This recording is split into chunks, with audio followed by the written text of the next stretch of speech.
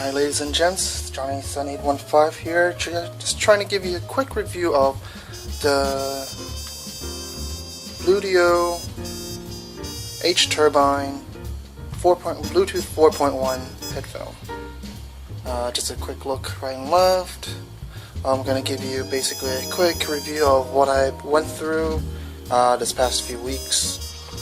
The pros and cons of what I think. Just to give you a reminder, I am not a professional here, so this is basically based off a consumer usage, and that's basically it. So I'll give you the runabout of how this looks, what it is made out of, what I like about it, what I don't like about it, the sound quality, the pairing, the functions right here as you can see, the charging, and the additional extra function that is stated on the box. So here we go. Now as you can see, the one I am showing you right now is actually a second version of what I previously unboxed, because the one I unboxed was busted on one side of the headphones, but the seller was kind enough and quickly enough to send me a brand new one, and this is the updated version. So as you can see, this is also plastic, but it's just been, chrome painted, as well as the interior and the side trims. So it gives a nice the contrast of color instead of pure white. It makes it a little bit more high-end look because of the the matted look of the plastic doesn't really show off the premium look of it, but having a bit of the chrome onto it, it does make it look a bit more, premium. And even the interior of the locking system is also made out of plastic. But it does give you a nice notable sound, so you do know that you are clicking into each different section at a time. On top right here you have the word Turbine. I don't know, my camera's gonna focus in time better, but the word is imprinted on there is Turbine.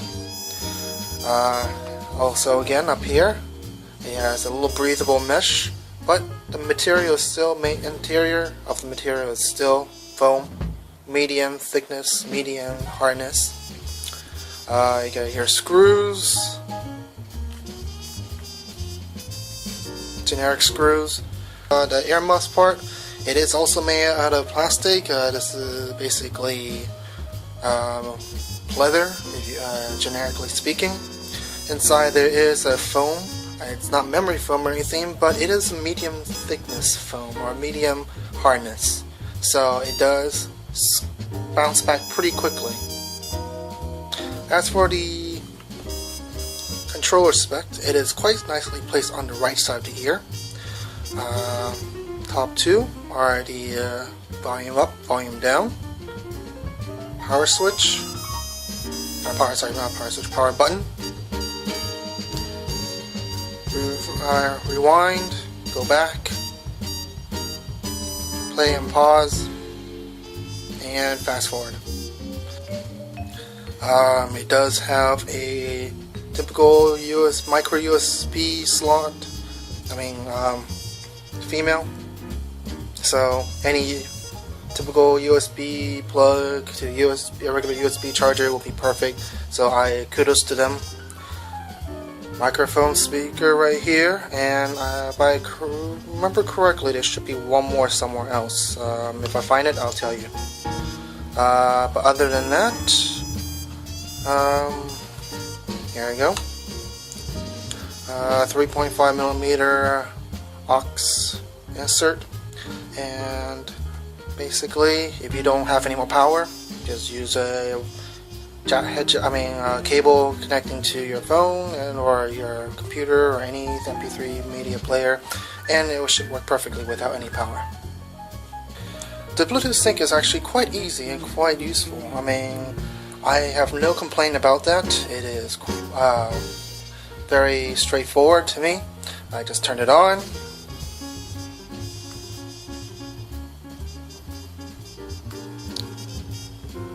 You can see this blue light flashing right now. It's trying to find my phone that is connected on the side. As for music, I'll give you a little sample of what it can do. There we go, we'll play some Kid Rock for a bit. I'm going to put the volume up to the loudest right here.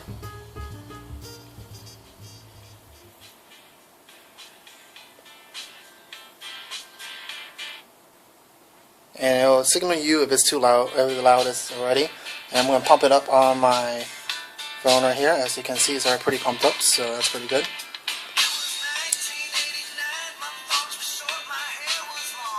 So I guess you can see it is quite loud. And if I cover both hands,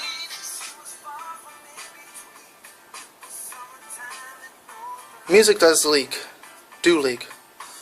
So if you want to play really loud, play in an area where people are comfortable with you playing loud, or in your own room or anything like that. But this is what it sounds like if it's basically covered and also still in the loudest mode.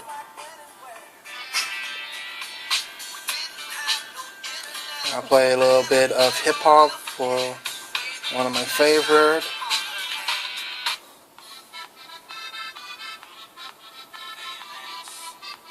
And again, I'm going to cover it up. So sound do leak, and I'm assuming that it's going to leak through here, through these holes right here.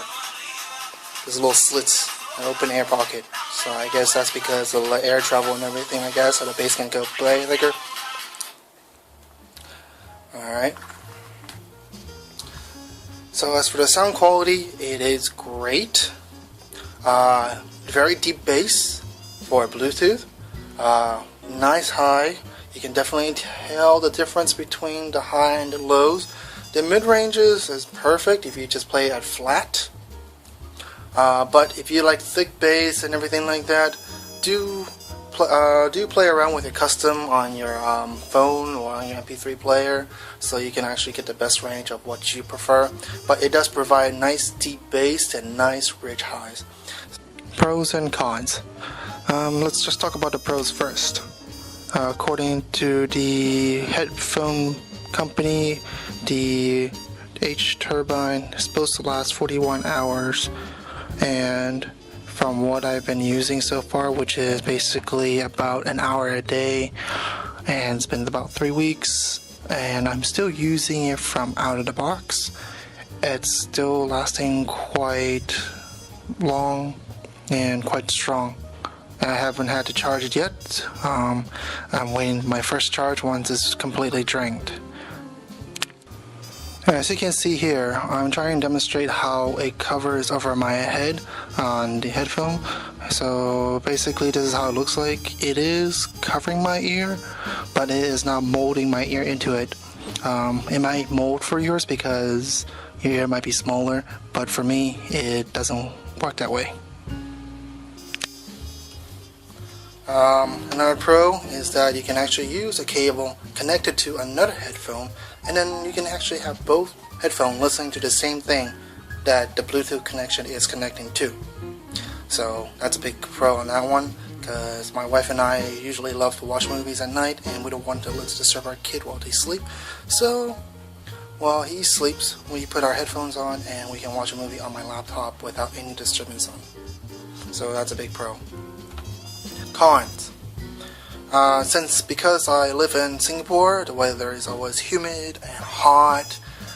For materials like plastic, it does degrade quite fast in this condition. So I don't really see these kind of pleather to last that long in this kind of weather if I take them out and wear, every other day or a couple times a week on just sitting in the bus or walking around in the park. Wearing this for a long period of time, it does tend to get a bit sweaty because since this material is not really a real leather, it's pleather, so it's not really breathable. So you do tend to get a little, sweat spot right around the area where your ears are being covered. So, if you want your ears to breathe a little bit or anything like that, or you don't want to collect any sweat stains on your earphones, take it, open it up, let it breathe for a little bit, wipe off the sweat, and then, continue wearing the same thing. Since I got white, the only thing I'm worried about is dirt, because white, dirt never really do well. What? Other thing is, the little gripe is that the connection right here is a bit loose. It doesn't have a perfect fit. As you can see, there is a little bit of a loose tolerance right here. Oops, sorry.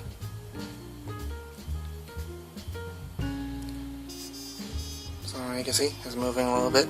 I'm assuming just because you're trying to give enough tolerance so it does move up and down without any I guess resistance, even though I think a little bit resistant is a little better because it makes the consumer feel that this is locking. Conclusion: if you're looking for something that's cheap but still provides a very good quality, this will do. Trust me, this will definitely do.